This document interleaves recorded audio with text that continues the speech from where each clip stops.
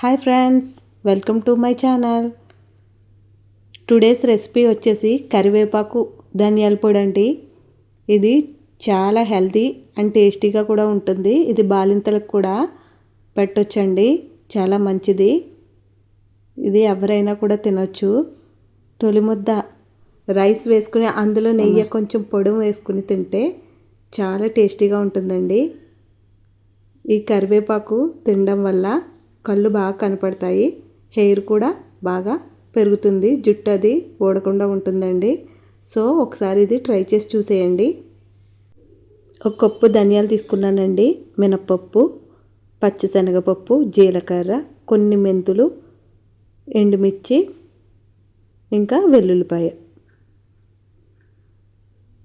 కరివేపాకుని తీసుకుని బాగా వాష్ చేసుకుని మనం శుభ్రం చేసుకుని ఇలా పక్కన పెట్టుకోవాలి. చూడండి, ఇలా పక్కన పెట్టుకోవాలి.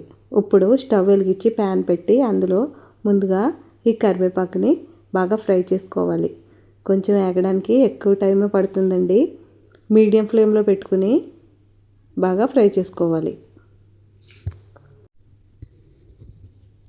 చూడండి, ఇలా కలుపుకుంటూ మనం ఫ్రై చేసుకోవాలి. మంచిగా ఎరోమా వస్తుందండి. ఇది ఫ్రై అయిందని తెలియడానికి కలర్ కూడా షేడ్ అవుతుంది. అప్పుడు ఇవి వేరే ప్లేట్లోకి తీసుకోవాలి.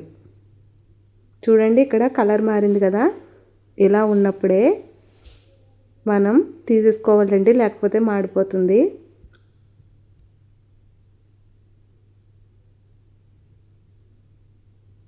ఇది రియల్గా చాలా టేస్టీగా ఉంటుందండి. బాలింతలకు పెట్టడం వల్ల హెల్త్ అది కూడా బాగుంటుంది. బాలింతరాలకు ఇది ఒళ్ళు ఆరుతుందండి, అంటే పచ్చిగా ఉంటుంది కదా, అది ఆరుతుంది. ఇంకా పాలు కూడా పడతాయి, చాలా మంచిది కూడానండి. ఈ కరివేపాకు అంతా తీసేసుకుని మనం మిగిలిన పోపు దినుసులు ఉన్నాయి కదండి, అవి కూడా ఫ్రై చేసుకోవాలి. ఇందులో ఎండుమిర్చి వేసుకున్నాం, ఆ ఎండుమిర్చి కూడా ఫ్రై అవ్వాలి.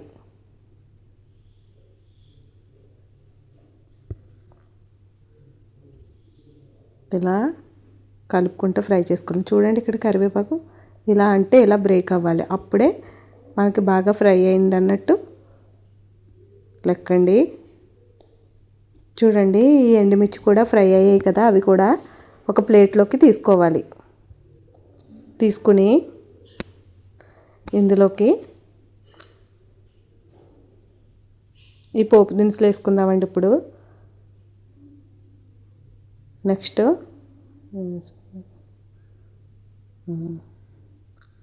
ఈ పచ్చిశనగపప్పు, జీలకర్ర, మెంతులు, మినప్పప్పు, ఇవి కూడా మీడియం ఫ్లేమ్లో పెట్టుకుని దోరగా ఫ్రై చేసుకోవాలి.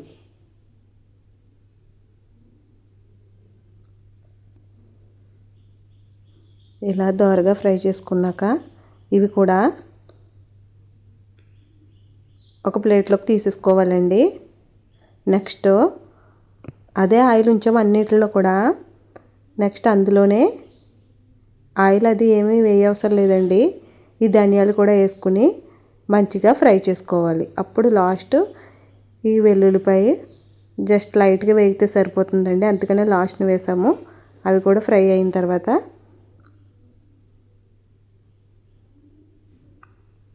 ఇది కూడా పక్కన పెట్టుకోవాలి.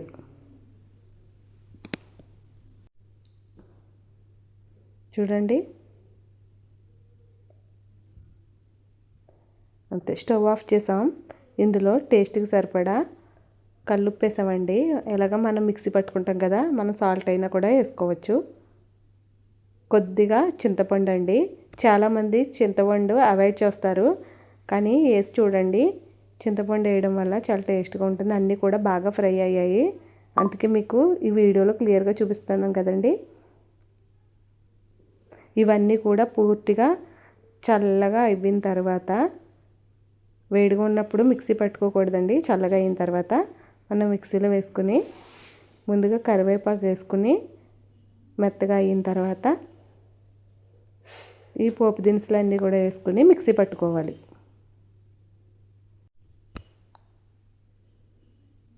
మేమైతే ఈ కన్సిస్టెన్సీలో ఇంకా చాలు అనుకున్నామండి. కొంతమంది ఇంకా మెత్తగా ఫైన్ పౌడర్లో ఆడుకుంటారు, మనం అలా అయినా కూడా ఆడుకోవచ్చు.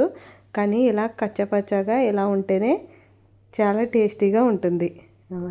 ఈ పొడిని చేసినప్పుడు ఎక్కువ మంది ఏం చేస్తారంటే దీన్ని బాగా మెత్తగా ఫైన్ పౌడర్లో ఆడుకుంటారు, మిక్సీ పట్టేస్తారు.